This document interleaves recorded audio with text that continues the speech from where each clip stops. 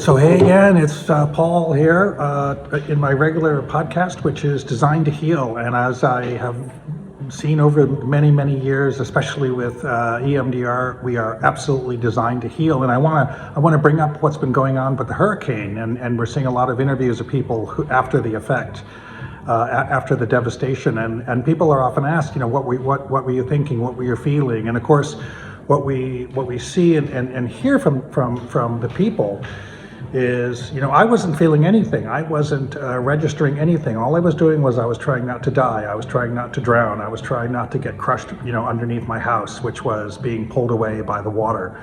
I was inside of a car and I was trapped, and I couldn't get out.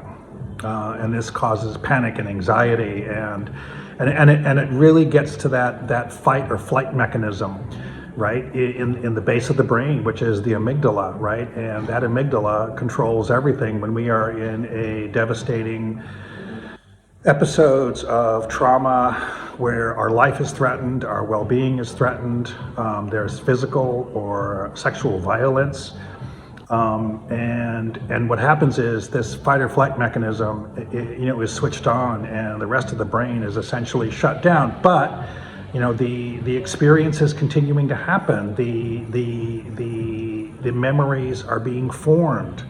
Our sense of sight is recording, right? Our recording mechanism is on. Our sense of sound, our sense of sight, our sense of hearing, our sense of taste, our sense of feeling are activated, of course, right? And our sense of time is activated, even though when you ask people in horrendous circumstances like the hurricane, how long were you holding on? And they would say, I don't know. Time just flew by.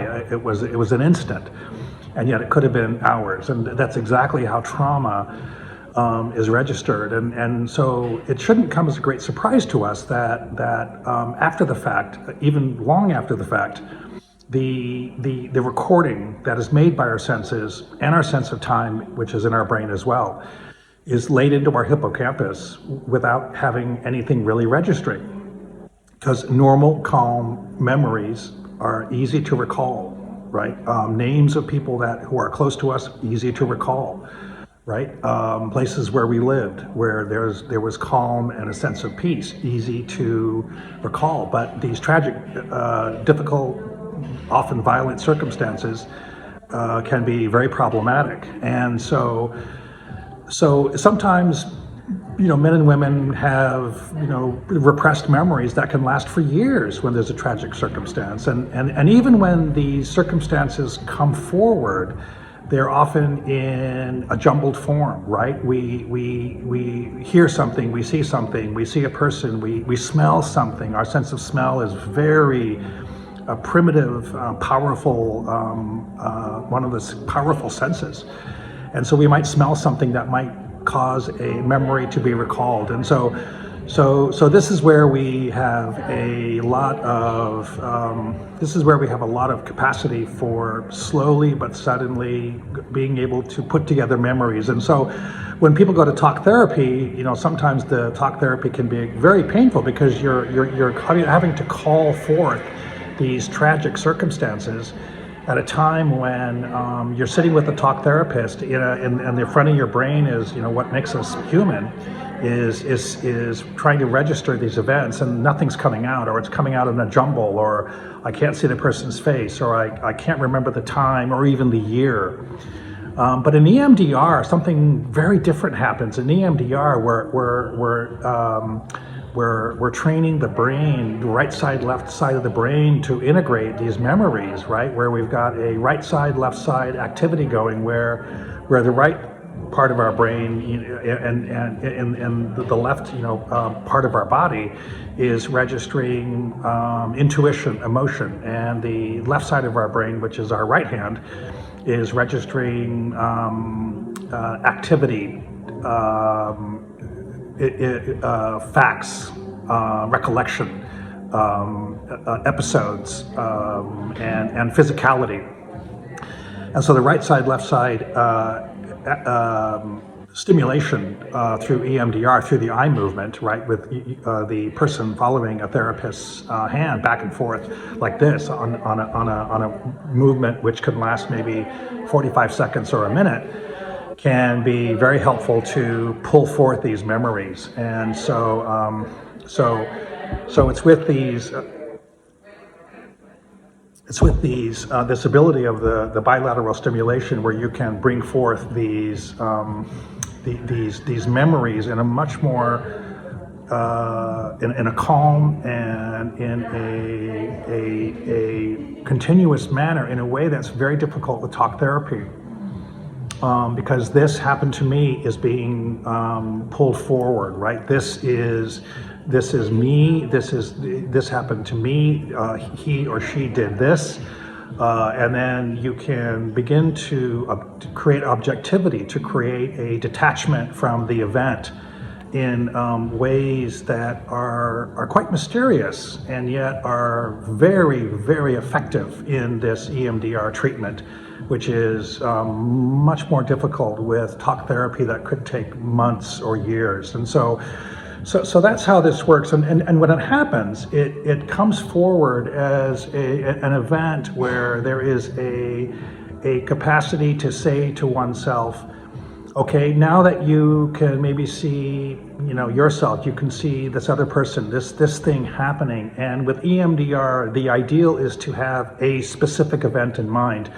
We're not going to be, sitting there, beating a dead horse with, hours and hours of having to describe what's happening. This is a very quick exercise. It's a quick mechanism for trying to really recognize one thing. The one thing that we're trying to recognize is, what did we come to believe at the time as a result of the event? And what we're trying to figure out is what we registered at the time of the event. He or she did this to me, and what did I come to believe as a result of the event? And very often, we come to believe in such a shame-based culture that we have, that I was responsible, that I didn't do enough, I didn't stop it. And in the case of sexual assault, maybe there was a sense of I liked it. And these old stale beliefs that are there need to be sort of made complete. And then we ask ourselves, right? And this is always done in the context of, this is your time, these are your thoughts, these are your beliefs, these are your words, these are your reflections, right? The therapist should be doing nothing in EMDR. This is the person's own experience, right? And to get a sense of the experience, to get a sense of what the belief structures were at that time. And these belief structures may no longer work. These belief structures we come to understand, we're sitting with an adult who is capable of creating a safe and secure environment, may suddenly come to understand that these belief structures that have been driving this person are no longer appropriate. What are these very common belief structures? Well, like I said, this is my fault. I didn't do enough. I could have done more. I'm a coward. I should have. I didn't ask for help. I didn't report the incident. I let it go. I liked it. These are the kinds of common things that are often responses to situations where we were almost a hostage, where we were forced to go into a situation where superhuman strength couldn't do anything, right? And so as adults, as mature adults, we then now have to say to ourselves, what am I now? Who am I now that I am capable of making these decisions and capable of creating a new belief system that are beliefs that can be more realistic based upon how I see things now based upon what happened then. And this is really the magic of EMDR. And so you ask a person, what would you have liked to have thought? What would you have liked to have, looking down on that person at that time, having that experience happen to him or to her? What do you see about the capability of what you believe now? And so that's really the essence of EMDR. The person is coming up with their own set of words, right? That they're connecting beliefs to actions. These beliefs are then called into question, and very often, after maybe even 1 or 2 hours, it is the case that the things that people believed about themselves when they were 7, 9, 10, 16, 18, 25, even 40 years old, those beliefs are no longer appropriate. Those beliefs may never have been true in the first place, right? Because even in the midst of some sort of sexual assault, we did the best we could, right? We were only teenagers or something like that, right?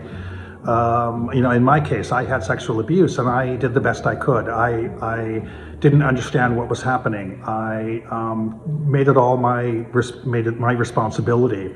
And I carried a set of beliefs for many, many years because I didn't tell anybody, that dominated my adult belief systems, about feeling guilty, about feeling, low self-esteem, low self-confidence, guilt.